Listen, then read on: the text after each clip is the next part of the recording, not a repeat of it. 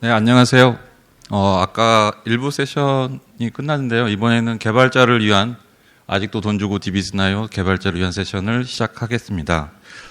저는 NHN GB 개발팀에서 서버 개발을 담당하고 있는 김상록이라고 합니다. 반갑습니다. 먼저 제가 공유드리고자 하는 내용은 오라클을 MySQL로 전환하는 과정에서 저희 개발단에서는 무엇을 어떻게 진행했는지하고 그 진행되는 과정에서 서비스 안정성을 위해서 우리가 어떤 검증 작업을 거쳤는지, 그리고 그 서비스가 안정되기까지 어떠한 일들이 발생했는지를 공유드리고자 합니다. 그리고 마지막으로 약간은 좀 도움이 될 만한 내용을 좀 공유드리고자 합니다. 첫 번째로 무엇을 어떻게 했는지를 살펴볼 텐데요. 대표적으로는 SQL에 대한 변환 과정이 있었고요. 그 다음에 MySQL DB가 추가됨에 따라서 아키텍처적인 수정 사항이 있었고, 아키텍처가 수정됨에 따라서 어플리케이션 서버들 또한 MySQL 호출을 위한 수정 작업이 필요했습니다. 그리고 이러한 수정 작업으로 인해서 알파 환경에서 확인과 리얼 환경에서의 어떤 검증 작업을 거치게 되고요. 검증의 주된 내용은 오라클과 MySQL 두 DB 간의 데이터 정합성이 가장 중요했고, 그리고 오라클보다는 MySQL이 좀 많이 느렸기 때문에 퍼포먼스적인 이슈는 없는지 확인을 했으며, 그리고 만약의 사태를 대비해서 롤백 플랜이 정상으로 작동될 수 있는지에 대한 검증을 거치게 됩니다. 만약에 이렇게 검증하는 과정에서 하나라도 뭔가 문제가 발생하면은 다시 처음부터 계속 반복되게 됩니다. 그리고 모든 게 안정적이라는 판단이 됐을 때 서비스 안정성이 보장될 수 있고, 결과적으로 오라클 페이드아웃이 마무리되게 됩니다. 그래서 첫 번째로 이제 SQL 변환 과정에서 변환을 하기 위해서는 MySQL하고 오라클 간의 좀 차이점을 알아야 변환을 할 수가 있는데요. 대표적으로는 데이터 타입, 그다음에 함수, 그다음에 약간 차이가 있는 기능, 그리고 캐릭터 셋, 문법적인 차이, 이런 내용이 있습니다. 자세한 내용은 오라클 기술 문서 아래 링크를 달아놨는데요. 오라클 기술 문서에 아주 자세히 잘 정리가 되어 있고요. 저는 여기서 간단하게 살펴보도록 하겠습니다. 그냥 대표적으로 이제 넘버인데요. 오라클은 넘버 하나로 수치형 데이터를 다 사용하고 있지만 MySQL 같은 경우는 값의 범위에 따라서 상당히 세분화되어 있고, MySQL을 두 개로 나눈 이유는 약간 되게 치밀하게 나눌 수도 있지만 적당하게 유효 범위를 두고 나눌 수도 있습니다. 이 외에도 많은 차이가 있는데요. 그런 부분들은 좀 오라클 기술 문서를 참고하시는 게 더 많은 도움이 될 거라고 생각합니다. 그리고 이제 함수 같은 경우 대표적으로 이제 데이트 타임 관련된 함수를 예로 들었는데요. 함수의 네임부터 약간 사용법 이런 부분들이 많이 틀립니다. 그리고 이것뿐만 아니라 MVL이라든가 디코드 이런 함수들도 MySQL과는 다르기 때문에 그런 다른 점을 명확히 인지를 하고 수정 작업을 진행을 하셔야 됩니다. 그리고 아까 전 세션에서도 나왔던 이슈인데요. 약간 기능적인 차이로 빈문자열에 대한 차이가 있습니다. 오라클은 이 빈문자열을 그냥 널로 취급하지만 MySQL은 빈문자열 자체도 밸류로 취급하기 때문에 차이가 발생을 하고요. 그 다음에 유니크 체크에서 문자열 유니크 체크를 할 때 오라클은 뒤에 공백 데이터도 데이터로 포함을 해서 체크를 하게 되지만 MySQL은 뒤에 공백 데이터를 제거하고 유니크 체크를 하기 때문에 오라클을 사용할 때는 중복 데이터가 아니었던 내용이 MySQL에서는 중복 데이터로 확인되는 경우가 많이 있습니다. 그리고 트랜잭션 같은 경우는 양쪽 다 지원을 하지만 중첩 트랜잭션의 경우 MySQL에서는 지원을 하지 않기 때문에 이슈가 있고요. 그리고 시퀀스 같은 경우는 MySQL에서는 아예 지원을 하지 않기 때문에 별도로 구현을 해야 했습니다. 그래서 트랜잭션하고 시퀀스에 대한 내용은 뒤에서 좀 더 자세히 다뤄보도록 하겠습니다. 그리고 문자열 포맷 같은 경우는 이제 오라클은 윙949를 사용을 하고 이제 MySQL은 대부분 이제 UTF-8 포맷을 사용을 하는데요.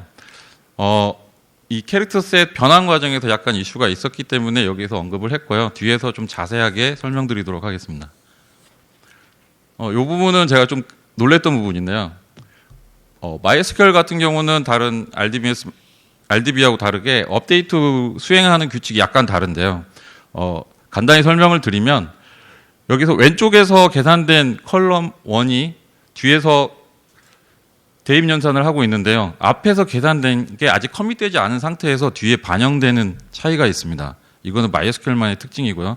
좀 자세히 설명을 드려보면 컬럼 1이 10이고 컬럼 2가 100인 과정에서 위 쿼리문이 실행이 되게 되면 오라클 같은 경우는 컬럼 2에 원본 데이터라고 할 수 있는 컬럼 1의 값인 10이 그냥 저장이 되는데 MySQL 같은 경우는 앞에서 계산된 101이라는 값이 반영이 됩니다. 이 때문에 쿼리를 한번 업데이트 쿼리문 같은 경우는 이러한 왼쪽의 값이 오른쪽에 적용되는 케이스가 없는지 전체적으로 조사할 필요가 있었습니다.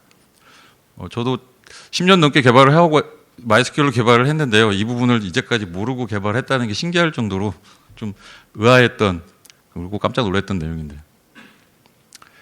그리고 저희 같은 경우는 10년 넘게 이제 서비스를 했기 때문에 쿼리문이 상당히 많은데요. 그 부분을 다 일일이 손으로 수작업하기는 힘들어서 자동 변환 사이트를 이용을 했고, 아쉬운 점은 이제 완벽한 변환이 되지 않는다는 좀 단점이 있었습니다. 그리고 두 가지 대표적인 케이스를 예로 들을 텐데요.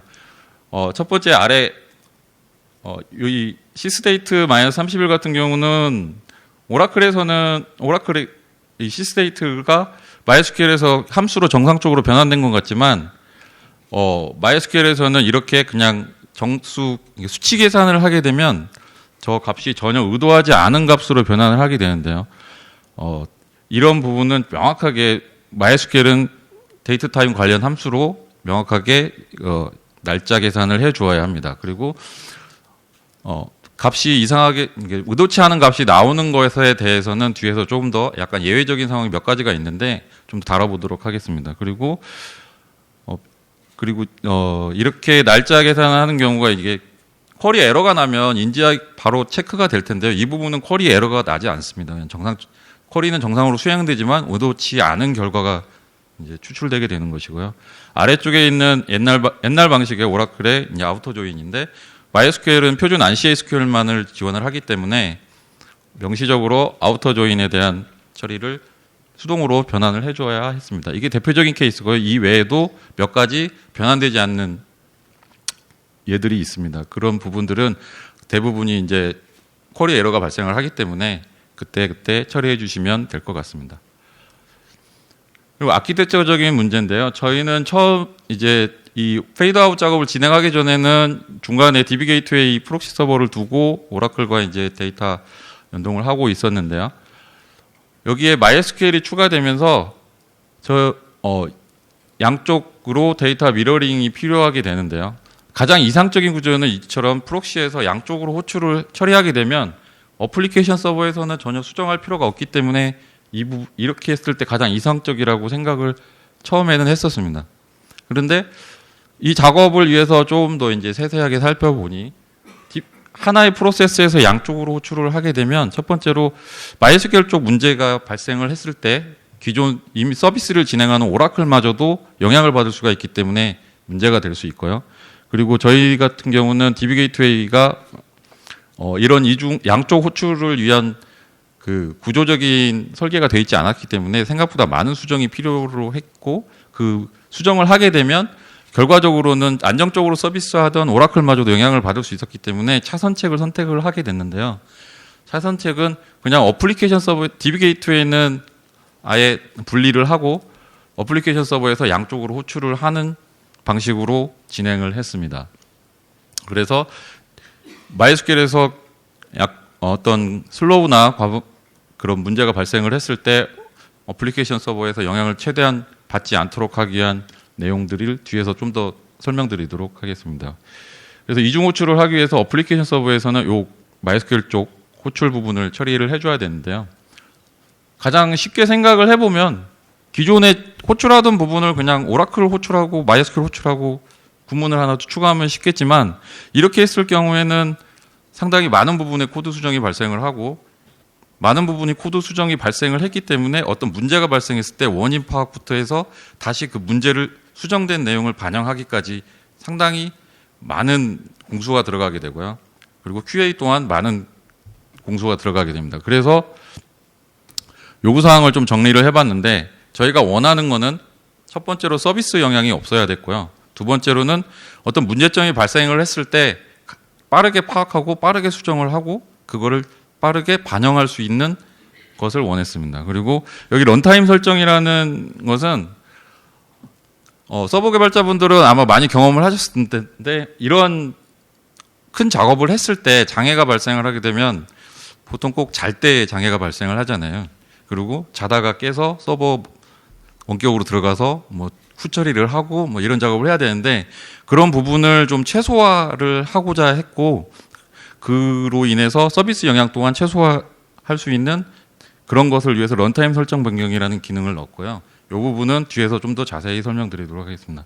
그리고 마지막으로 오라클 페이드아웃을 다 성공적으로 마무리했을 때 오라클 쪽 호출되는 코드는 이제 가비지가 됐기 때문에 좀 쉽게 제거를 하고자 했습니다. 그래서 요 네 가지를 키워드를 두 가지로 이제 응축이 되는데 수정 부분의 최소화와 수정된 내용이 한쪽으로 몰려 있는 한쪽 모듈에서만 수정이 되는 그런 집중화 두 가지를 달성하기 위해서 저희는 논의가 필요로 했고요.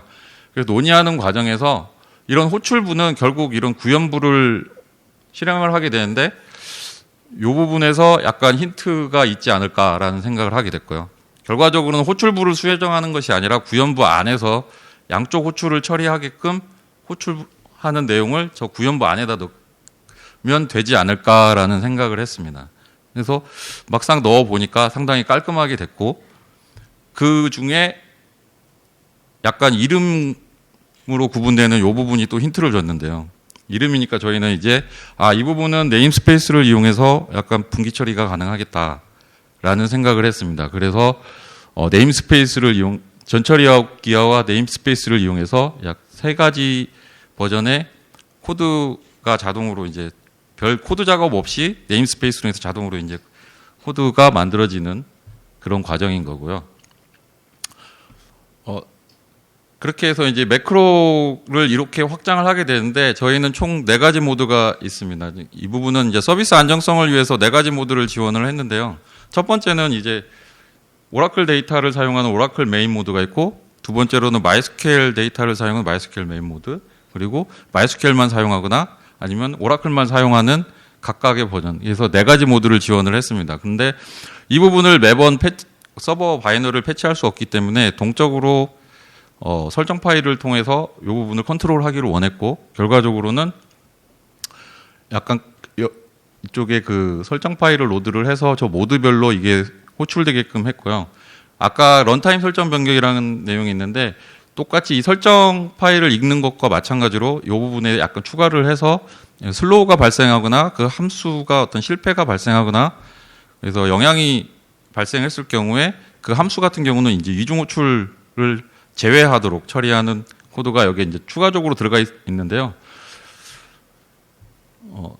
지금 이 장표는 좀 좁아가지고 그것까지 넣지 못했습니다.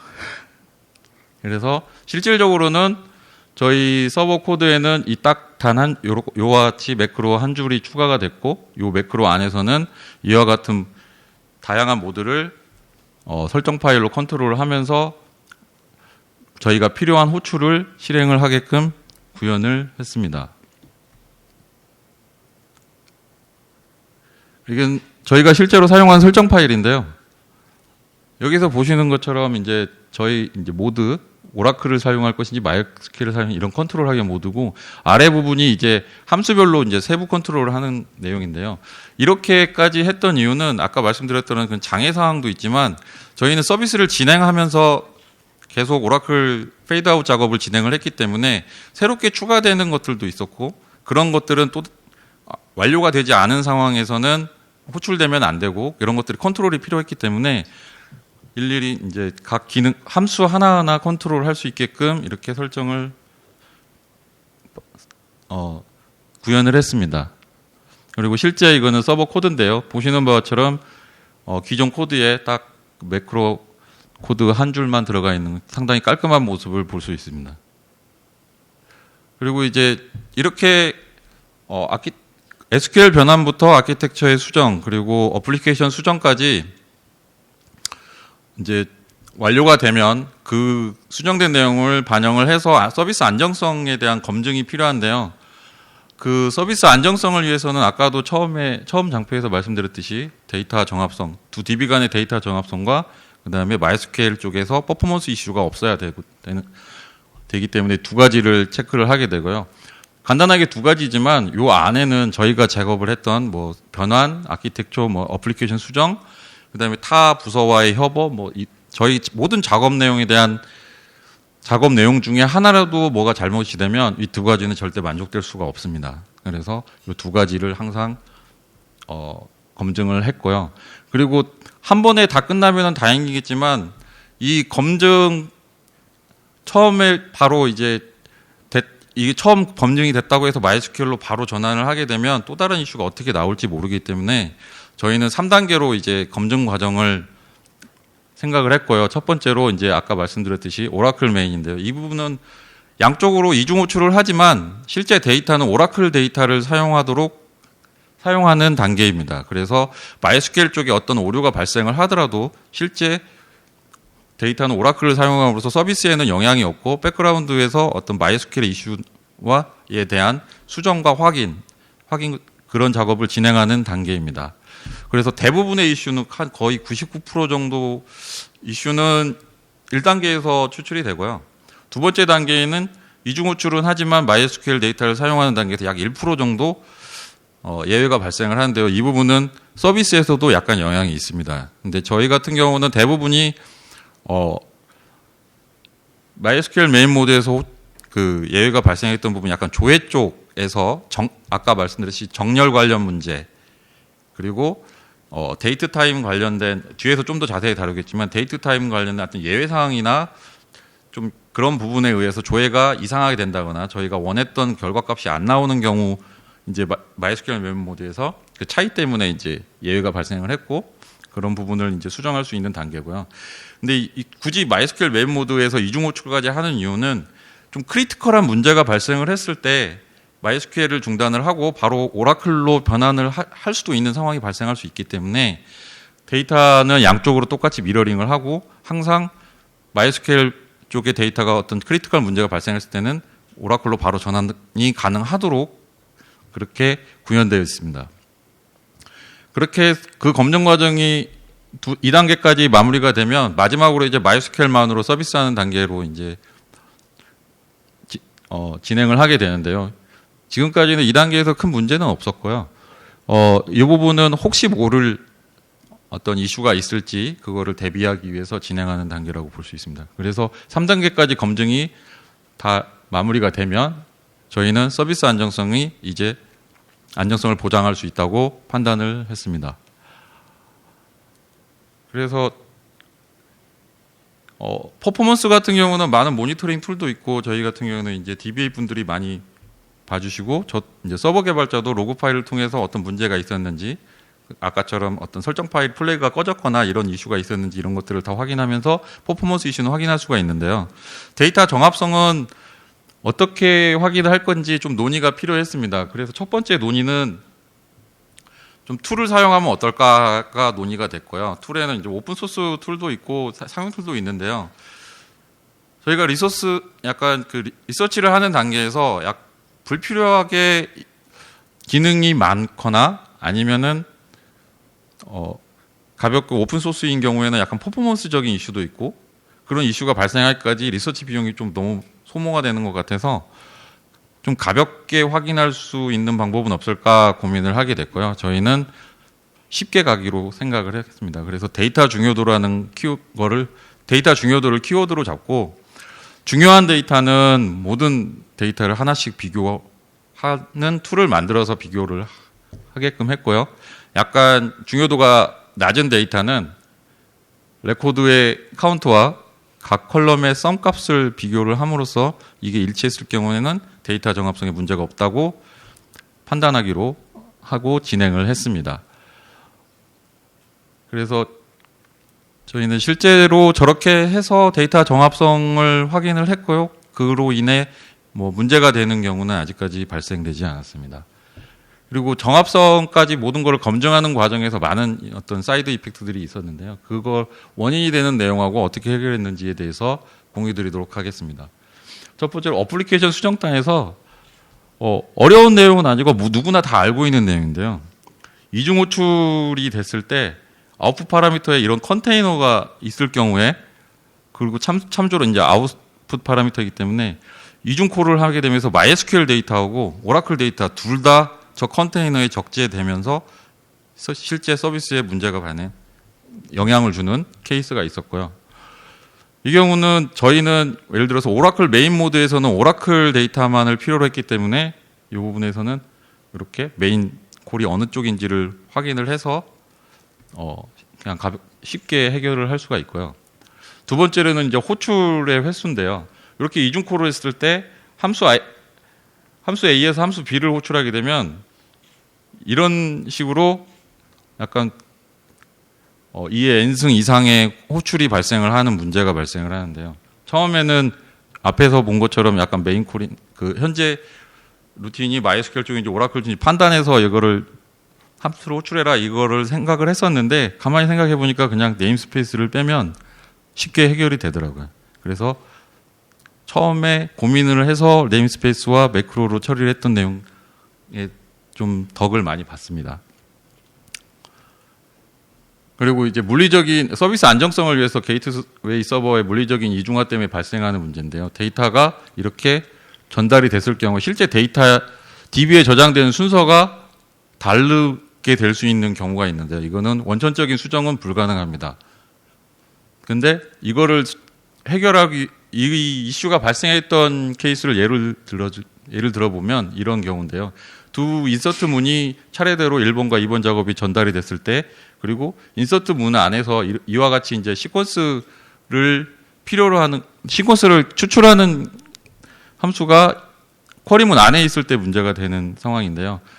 이렇게 인서트가 아까처럼 DB의 순서가 바뀌어서 실행이 되게 되면 이 부분에서 서로 시퀀스 추출 순서가 바뀌게 되면서 시퀀스 번호가 달라지게 되고요. 결과적으로는 이 부분에 보이는 것처럼 이제 이 순서가 유저의 데이터는 맞지만 시퀀스 매칭이 약간 달라졌죠. 그래서 여기까지는 문제가 없는데, 이제 이런 업데이트 쿼리가 실행을 하게 되면 첫 번째 거는 정상적으로 오라클은 수행이 되지만 뒤에 같은 경우 조건에 매칭이 안 되기 때문에 수행이 안 돼서 데이터 정합성이 깨지게 되는 케이스가 발생합니다.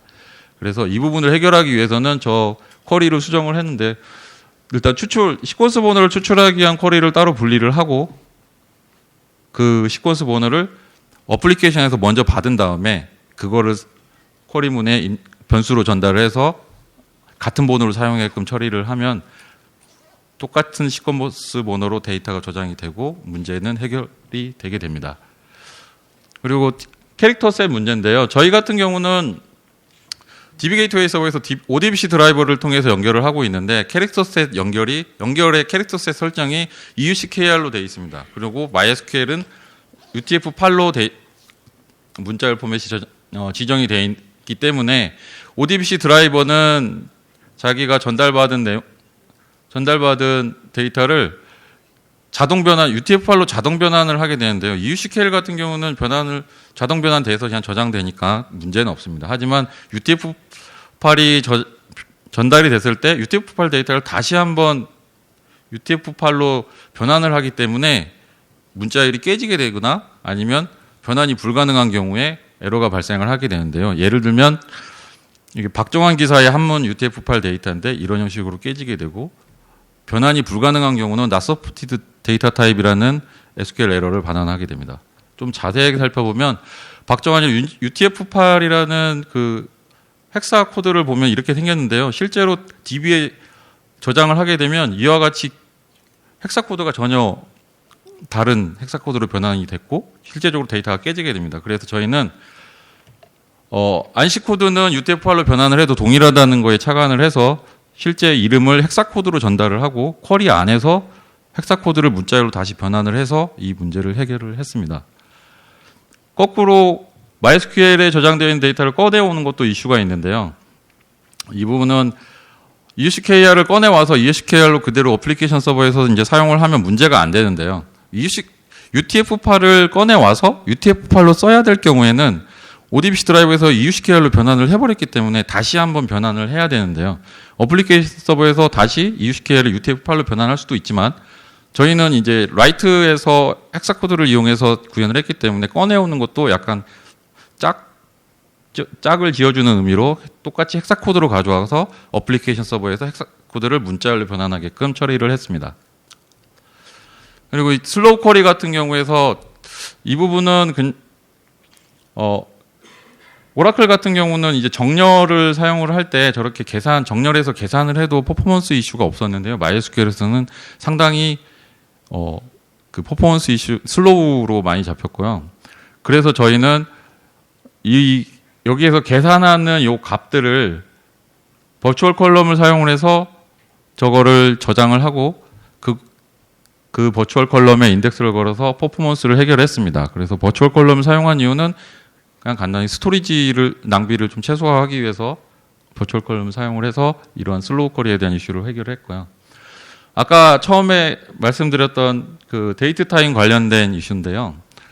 이게 참 좀 특이한 경우가 많이 있었습니다. 첫 번째 여기에서 보면은 시스데이트가 이제 이런 형태에 있을 때 이렇게 수치 연산을 하게 되면 위에 날짜 포맷이 그대로 수치로 인트형으로 변환이 됩니다.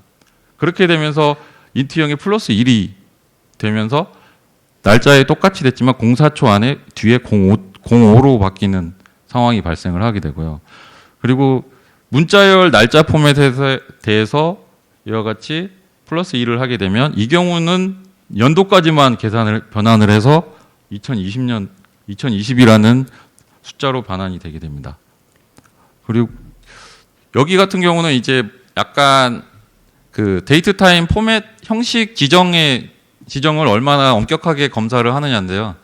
오라클 같은 경우는 약간 이처럼 형식이 좀 틀리게 입력이 돼도 정상적으로 날짜로 변환을 해준대요. MySQL 같은 경우는 형식이 좀만 틀려도 그냥 널로 변환을 하기 때문에 기존에는 이상 없이 사용했던 부분에서 문제가 발생하는 케이스가 있었습니다. 그리고 이 부분 같은 내용인데요. str2 date라는 함수를 사용해서 이렇게 플러스 1이라는 연산을 했는데 원래는 이제 이게 다 데이트 타임 관련된 함수를 이용해서 변환을 했어야 되는 이게 누락된 거죠. 이렇게 누락이 됐는데 하필이면 이 쿼리가 실행되는 테이블이 약간 4천만 건 정도 레코드가 있는 테이블이었고 또 우연치 않게 이 쿼리는 매달 말일에 실행되는 쿼리인데요. 결과적으로 이 부분의 값이 저렇게 변환이 되게 됩니다. 즉 인트형으로 변환이 되게 되고 2019-0832라고 이게 8월 31일 날 호출이 되는 경우에 저렇게 변환이 되게 되는데요. 이 부분에서 인트형으로 변환이 된 상황에서 여기서 이 UPT라는 컬럼은 데이트 타임 컬럼이기 때문에 인트형과 변환을 하기 위해서 요 UPT라는 컬럼의 값이 인트형으로 변환되는 과정을 거치게 됩니다. 결국에는 인덱스에 매칭되는 값도 없기 때문에 풀 인덱스 스캔이 발생을 하게 되고요. 여기서 풀 인덱스 스캔이 발생한 과정에서 거의 모든 레코드에 그 데이트 타임을 인트형으로 변환하는 과정을 거치게 되면서 CPU 가부화가 발생을 해서 CPU 사용률이 치솟는 상황이 실제로 발생했었습니다. 그래서 데이트 타임 관련된 부분이 좀 가볍게 느껴질 수 있지만 상당히 큰 치명적인 상황을 발생할 수 있다는 것을 좀 주의해서 살펴봐야 될 필요가 있습니다. 그리고 빈문자열에 대한 예외인데요. 오라클 쿼리 같은 경우는 널 값을 입력을 하기 위해서 빈문자열을 사용하는 케이스가 많이 있는데요. MySQL은 빈문자열은 그대로 빈문자열로 저장이 되기 때문에 이 부분에 대한 어떤 비교 연산이 있는 경우 문제가 되는데요. 기존에 저희가 사용하는 프로시저에서 이처럼 이 해당 컬럼에 대해서 저렇게 널 체크를 하는 문장이 있었고요.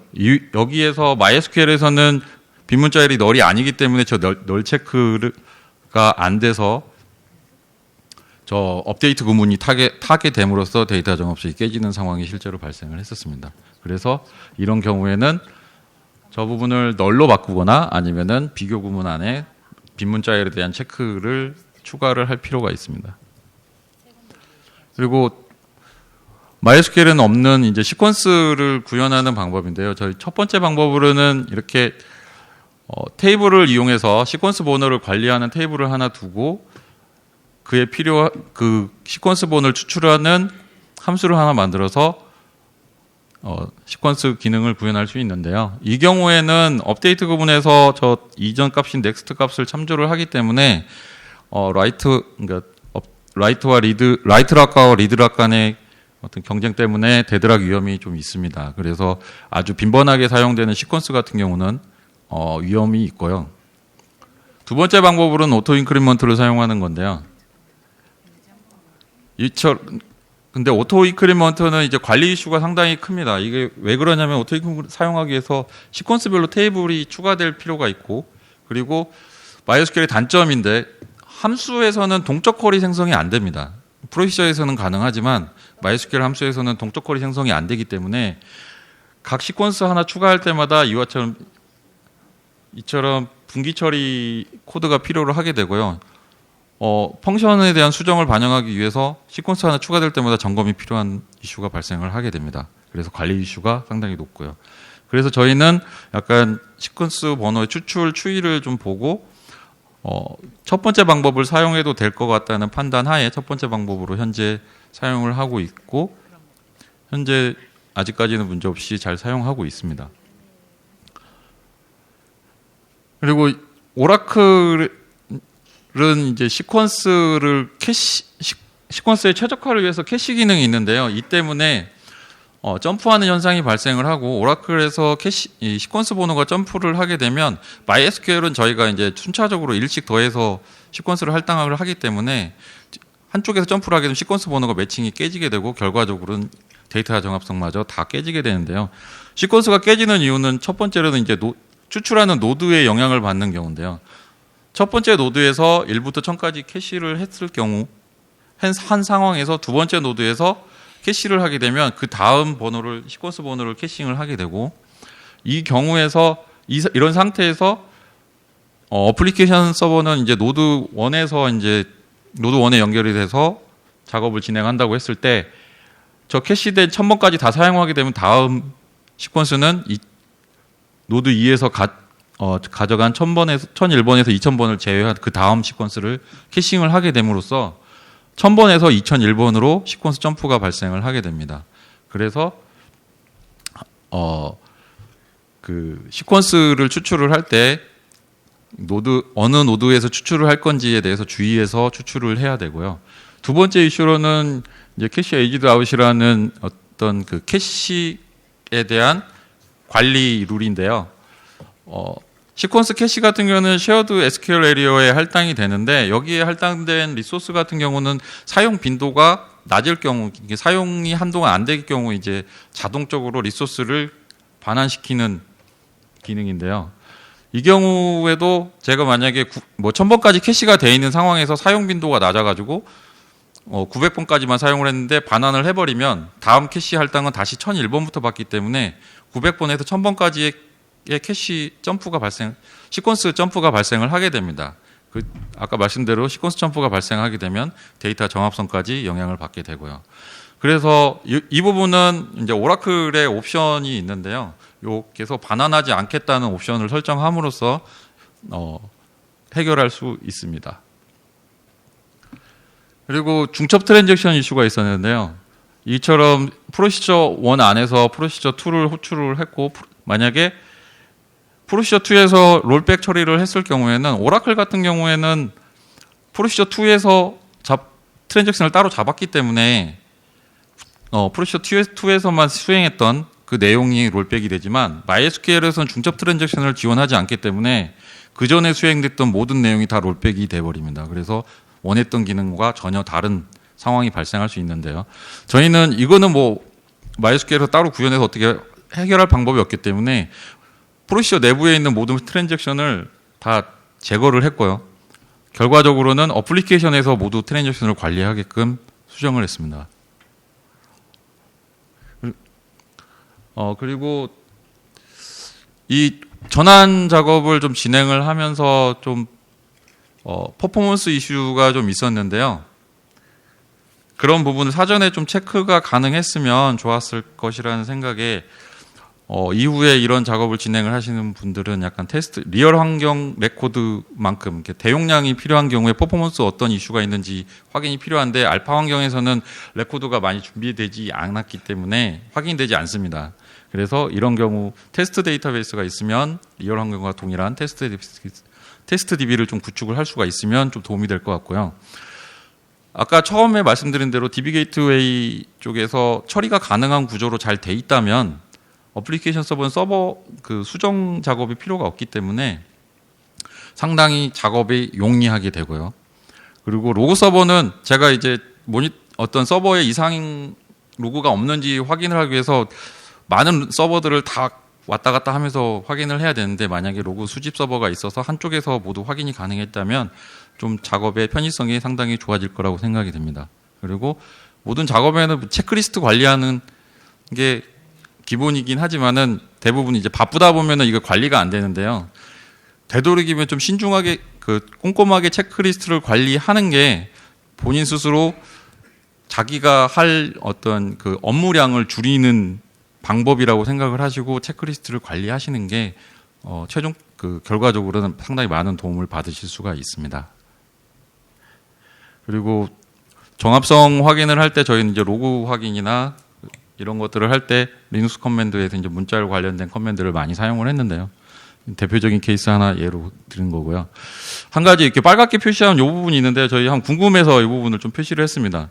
이 부분은 한 문장에 한글이 들어갔을 경우에 제대로 인식이 되지 파이프에서 제대로 인식이 되지 않는 경우가 있었는데 이 경우에 뒤에다가 그냥 이렇게 공백을 하나 추가를 하면 해결은 됐거든요. 근데 정확한 원인은 모르겠는데 혹시 아시는 분은 지금 말씀해 주셔도 좋고요. QA 시간에 말씀해 주셔도 좋고 뭐 끝난 다음에 따로 말씀해 주셔도 감사하겠습니다.